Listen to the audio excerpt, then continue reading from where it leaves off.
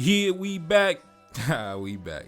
Now today, man, we got a hilarious video to talk about today. Hilarious, comedic. Man, listen, let's get into it. So apparently last night, there was a botched coup attempt in the Democratic Republic of the Congo. And to me, it sounds like a Boondocks episode. And it seemed to me that it was doomed from the start. So I'm going to talk about it, and I'm going to also contrast it with other successful coup d'etats that happened in recent years, because I think this guy in particular who carried out this one was inspired by other ones that was happening over the past couple years, particularly in the Sahel region of Africa. I really think this guy was sitting at his house, watching TV, watching YouTube, most likely getting inspired by other stories in the region about other governments being overthrown and men taking power and canceling contracts and things like that. So I think this guy decided to engage in a dummy mission. The figurehead of this failed coup attempt, this botched coup attempt, he's dead now, by the way. But in this video, we're going to examine all the things that he did wrong, and we're going to contrast that with other regimes in the region that were able to overthrow the government in place, and not only overthrow the government, but also maintain power for an extended period of time. And we're going to contrast that and examine how that's done. Now, keep in mind, I'm not encouraging anybody to overthrow any government. We just reading the news and providing political analysis. That is it. That is all. Now, let's get into it. As you can see, take a look up on the screen. The Democratic Republic of the Congo, the army says that it stopped an attempted coup involving U.S. citizens. Now, I've seen that U.S. citizen headline causing some controversy, but we got to keep in mind, if I tried to pull a dummy mission, they would also say a U.S. citizen tried to do it. So U.S. citizen doesn't always mean U.S. government. But this character right here, he's definitely funny style. He's looking funny in the light. But anyways, let's get into it. The leader of an attempted coup on Sunday in the Democratic Republic of the Congo has been killed, and 50 people, including 3 American citizens, have been arrested. The Democratic Republic of the Congo's army says it has quashed an attempted coup against the president in the capital involving Congolese and foreign fighters. The Democratic Republic of the Congo's army spokesperson, General Sylvain, said on the state-run broadcaster that several suspects have been detained and the situation is now under control. His statement comes hours after armed men attacked the house of Vital Kamerhe, the former chief of staff and close ally of the president, early on Sunday morning. Witnesses say a group of about 20 assailants in army uniforms attacked the residence, and an exchange of gunfire followed. 2 guards and an assailant were killed in the attack on Mr. Kamerhe's house. The men also occupied the Palace of the Nation, the office of the President of the Republic, which is located in the city center, a place highly secured by the Republican Guard. Local media reports said the assailants were members of the New Zaire movement linked to the formerly exiled politician Christian Malanga. The BBC has seen a video of Mr. Malanga saying in Lingala, the local language, that "We the military are tired. We cannot march together with Vital Kamerhe and President Felix Tshisekedi." Malanga was definitively neutralized during the attack on the Palace of the Nation. A certain Abubakar was neutralized during the attack on the residence of Vital Kamerhe and the others. Around 50, including 3 American citizens, were arrested and are currently undergoing interrogation by the specialized services of the armed forces. Now, take a look up on the screen. This is why I said this reminded me of a Boondocks episode, because this is ridiculous. This is how I know they wasn't serious. They wasn't for real, This is why I said it wasn't for real. I'm seeing some people say it's the CIA, but I don't know. I don't think it's the CIA, man. Now, keep in mind, maybe if this guy was able to obtain power, the United States government would have probably took advantage of the situation if he was open to their interests, but I don't think this is CIA, man. Take a look up on the screen. A Facebook page appearing to belong to Malanga posted a live stream video of what appeared to be the attack. Yes, you heard that right. During the attempted coup, my man whipped out the iPhone. They started whipping out the iPhones and hopping on Instagram and Facebook like, yo, we about to take power. We about to take the government. They wasn't serious, bro. They wasn't serious. This is a Boondocks episode. This is a Chappelle skit. They're not for real. They're not for real, man. They wasn't for real. Let's continue. As you can see, take a look up on the screen. You see the footage. They really whipped out the iPhones and tried to get it on camera, bro. They say, yo, we about to hop on live. We taking power. We taking the government, bro. This is ridiculous. This is ridiculous. Now, take a look up on the screen. The fighting was reported in the capital in the early hours of May 19th at approximately 4:30. Clashes between men in military uniforms and the security forces were reported near the Palace of the People, where the assailants managed to enter. 20 others attacked Vital Kamerhe's residence, but were foiled by the security guards. Gunfire was also reported near the Palace of the Nation. Several foreigners and alleged plotters were arrested. Some of them were reported to be carrying United States and Canadian passports. The attackers displayed a flag of Zaire and have said that they wanted to change things in the gesture of the republic. They also said Tshisekedi out during the attempt. The Congolese army was subsequently deployed, including with armored vehicles in Kinshasa. Roadblocks were installed in the Palace of the People and other parts of the capital. The initial report said the attackers were members of the Congolese military before it was found out that they were actually linked to Christian Malanga, the self-exiled leader of the opposition United Congolese Party. Malanga subsequently appeared on live stream video surrounded by men in military uniforms and said, "Felix, you're out. We are coming for you." An army spokesperson later said that Malanga was killed during the fighting at the Palace of the Nation, while his son, who held U.S. citizenship, was also identified as a perpetrator with the 2 other U.S. nationals. Now, as you can see, this brother right here, Christian Malanga, in his military regalia with his son, one of the U.S. citizens. That's why I say U.S. citizen doesn't always mean CIA or Joe Biden sending the shooters. Like, nah, sometimes it's just a goofy American, going on a dummy mission.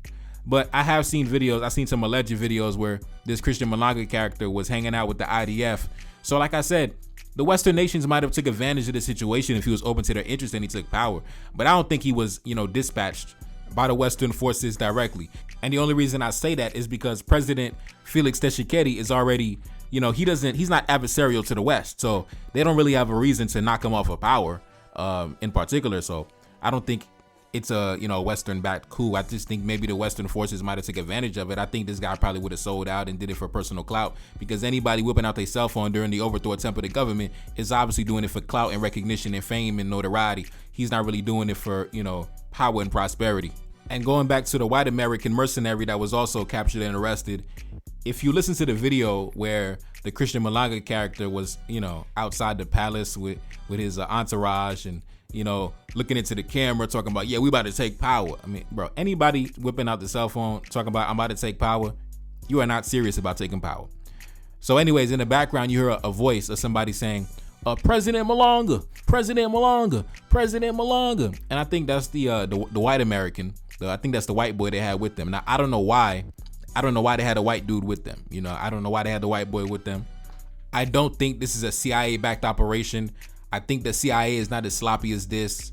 I don't think the CIA would send mercenaries that would hop on Instagram Live or YouTube live stream talking about we about to, walk inside the presidential palace right now. Like, nah, I think this was a dummy mission.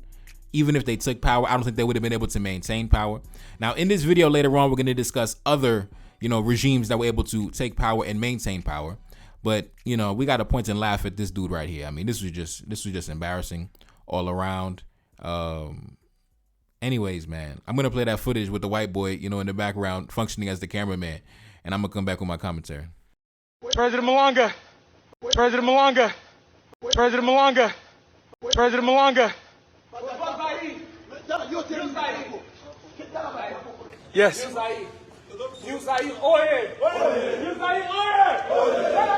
All right, we back. Now, I'm telling you, this whole entire operation was a Dave Chappelle skit. I'm telling you, bro. I'm telling you. Y'all boys be watching too much TV. Y'all watching too much YouTube. Y'all watching too many videos of Ibrahim Traore. Y'all think y'all could pull the same move, man. Y'all gotta relax, man.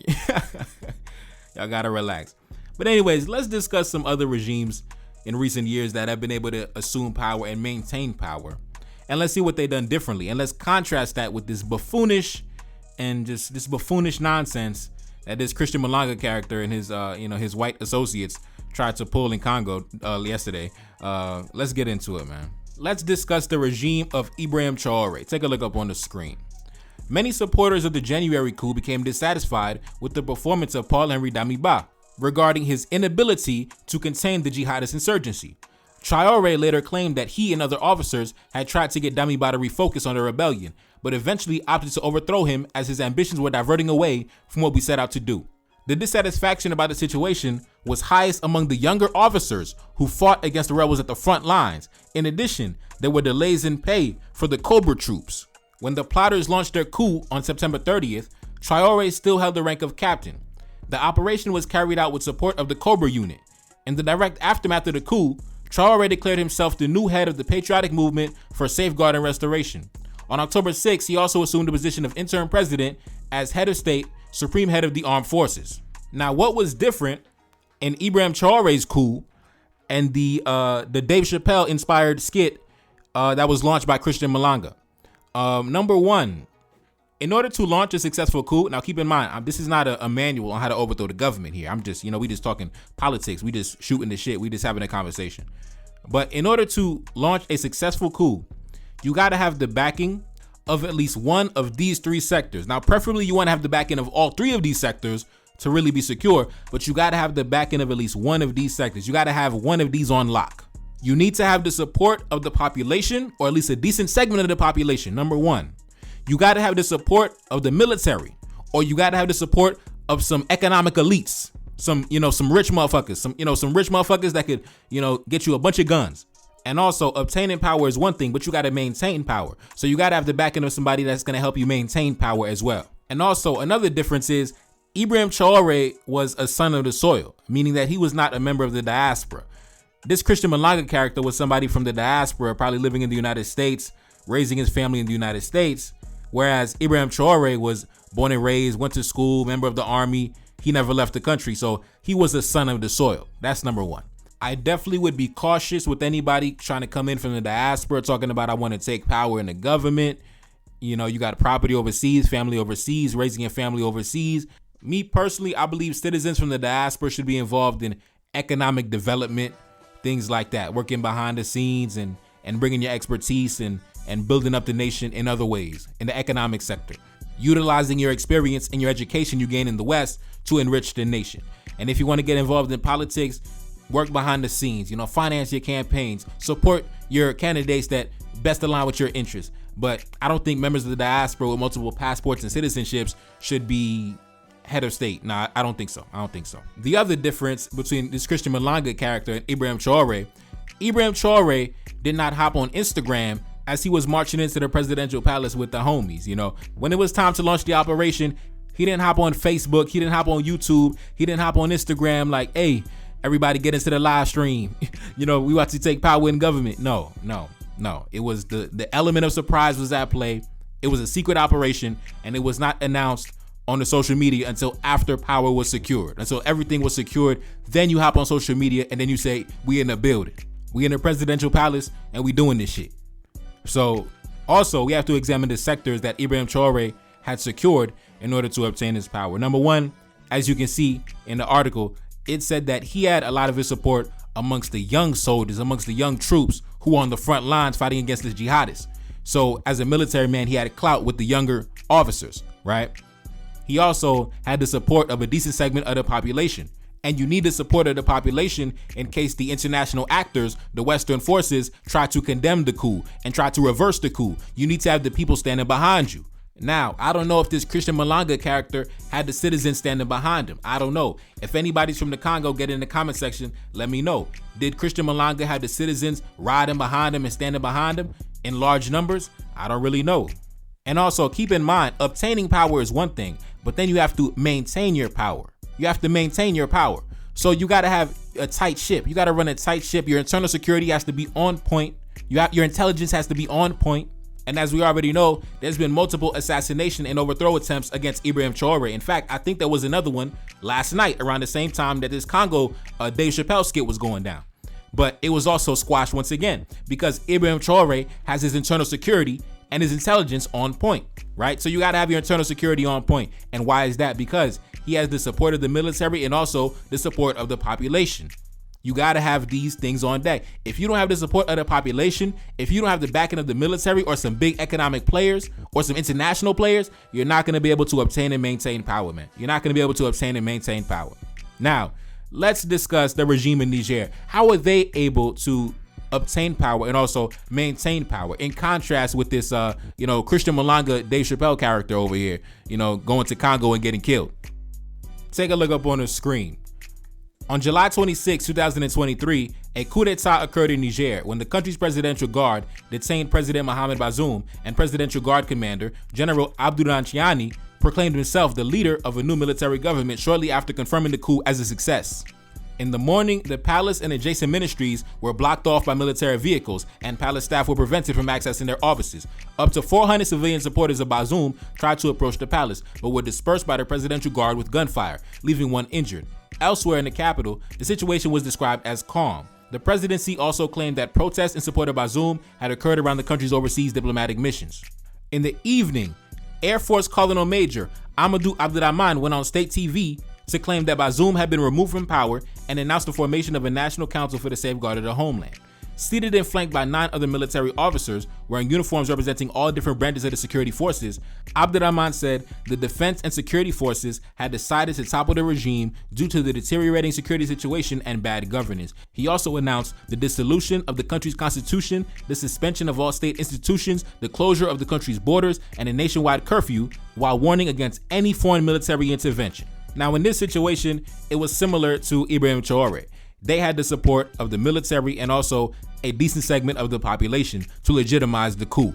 So if you don't have at least one of those sectors on deck, the population, the military, or the economic and international partners, you're not going to be able to obtain and maintain power. You're just going to go on a dummy mission and get yourself killed in front of the world. Like this guy right here, there's actually a photo of his body, floating around social media, and it's just embarrassing. They got his pants off, he's dead, he's on the ground, he's looking stupid. That's what's going to happen to you if you don't got your ducks in a row, man. I'm not encouraging anybody to overthrow the government, but I'm saying that, listen, don't embarrass yourself out here, man. Don't embarrass yourself. Even in the situation in Niger, as you can see, General Chiani and also Colonel Abderrahman, the Air Force general, so they had the control of the land and the air and the border. So they were able to control the skies and the land. So if you can't really lock down sectors of the country like that, don't even entertain the idea of overthrowing the government, bro. Don't even entertain the idea, bro. You're gonna get yourself killed, get yourself arrested, get yourself detained. Man, don't even do it, man. Don't even do it. This whole thing was a Dave Chappelle skit. A Dave Chappelle skit happened in the Congo last night. I had to tell y'all about it. Shit is hilarious. Anyways, man, it's your boy Nevercard Salim back in the building. Yes, indeed. Cash App up on the screen, and I'm gone. Peace.